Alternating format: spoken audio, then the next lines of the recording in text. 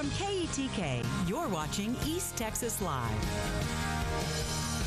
Welcome back to East Texas Live. Joining us now is Dr. Russell with Azalea Orthopedics, and he's here to share about the specialty he practices and the difference between an orthopedic spine surgeon and a neurosurgeon. Good morning. Oh, good morning, Krista. How are you doing? I'm doing great, thank you. Wonderful. So what can you tell me is your specialty and kind of what is an orthopedic surgeon? Sure.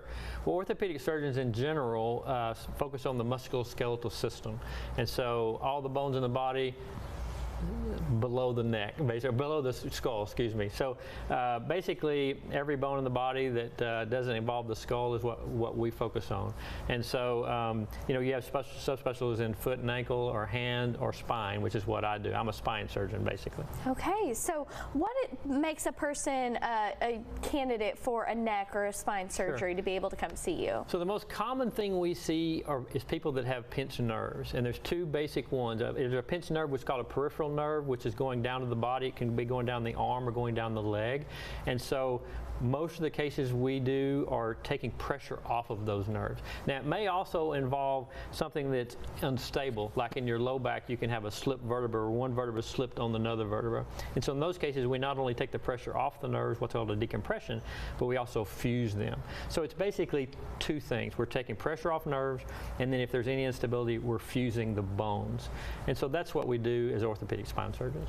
And what is the difference between kind of what you do and what a neurosurgeon does? Well, that's a great question, and a lot of people are confused about that.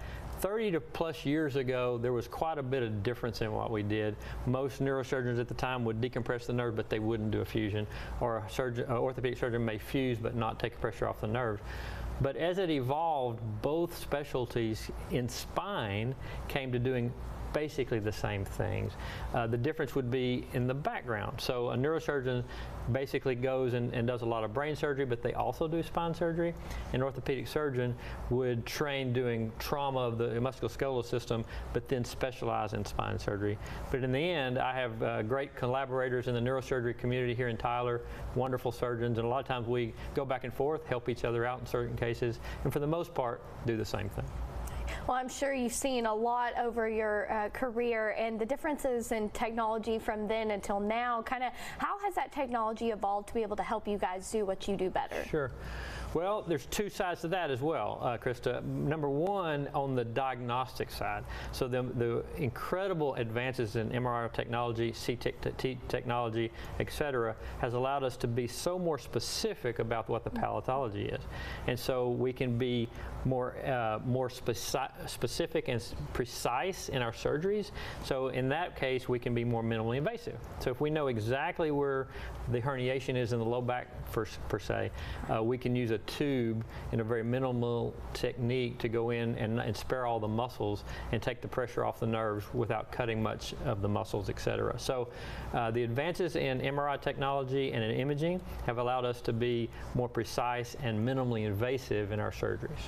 And I'm sure that's, you know, probably a lot of people's concern back then, you know, right. 20, 30 years ago. That was a very intense thing and people were very scared, so that's probably helped ease a lot of people's fears. Well, not only that, but before the advanced technology, they had to make large incisions, they had to go in and really kind of destroy some tissue to get to where they thought the problem was, but they weren't sure. So then they did exploratory surgery, when that doesn't ever work well. So having precise information and using precise techniques makes all the difference. Absolutely. Well, if someone is interested in learning some more information, or if they've got a problem that they may need to get checked out, where's the best place to get all your information? Well, sure, azaleaortho.com. That's where you can go to find things in East Texas. Wonderful. Well, we'll get this information posted over on our website. That's KETK.com.